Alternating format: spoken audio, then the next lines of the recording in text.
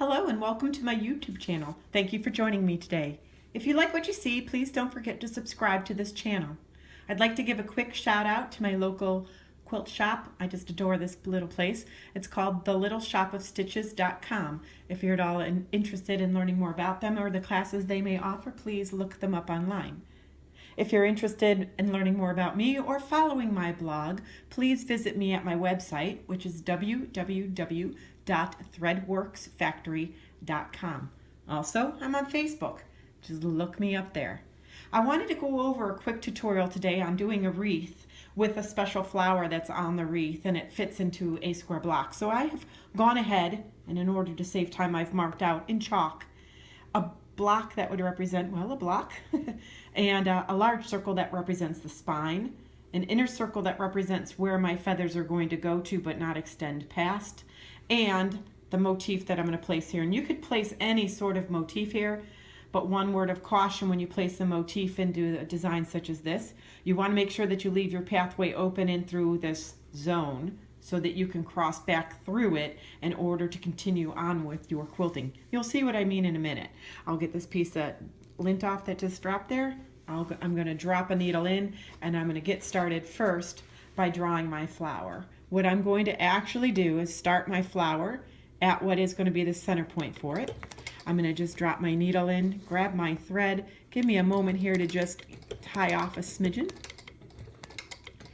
And what I'm going to do is start my flower, but I'm going to start it up here, just above this line. I'm going to take the tail and I'm just going to slide it over here to start, and let's get going.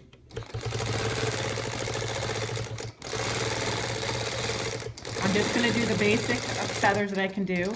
I'm going to stop here momentarily just so that I can clip this thread now and get it out of the way. And I'll then continue onward. If you've noticed, I have left this area open so I can come back through here as a zone. I didn't put a petal right in the middle or right in the middle. I left a gap, and the gap sits and registered on that line. So let's finish off this flower.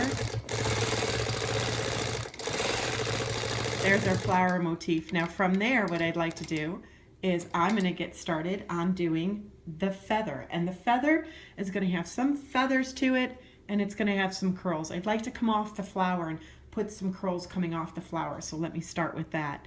I'm going to actually do the outside of it first, and then I'll go and I'll track through and do the inside. So here we go. First thing I want to do is place a curl, and I just like to fill up this zone.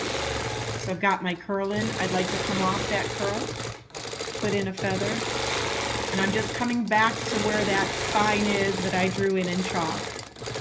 Every once in a while, I'd like to come in and put a curl, and this is a nice open corner, so let's place a curl into it, and then let's start more feathers as we go around. We're just going to continue this sort of thing where we want to put in a curl, we'll put in a curl. Where we want it to be a feather, we'll put in a feather.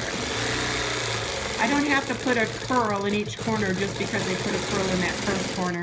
I could do something different and mix it up. It's all up to whatever you want for yours. I wanted a feather in that one, so that's what I supplied. I also don't have to make this so that I do a symmetric look where every interval is done correctly, say 3 feathers and 1 curl. I can do it however I want. And I find the looser that I am and the more that I let myself do whatever I want, the better the result is. So make myself happy first, and the quilting will come from there. Time for a curl, so we go to curl. And drop in another feather, and this last one's going to be a curl. And I'm actually going to, just because this is the unique corner, I'll put in a slightly unique curl. I've now got the outside done. I'm going to head over to the inside. And in order to head to the inside, I'm actually going to track through the flower. I may end up coming in with a curl. There's one curl. And now what I'm going to do with these feathers is I'm going to come up and kiss that line that I drew as an interior line. By kissing that line, I'm going to get a nice look of a circle on the inside.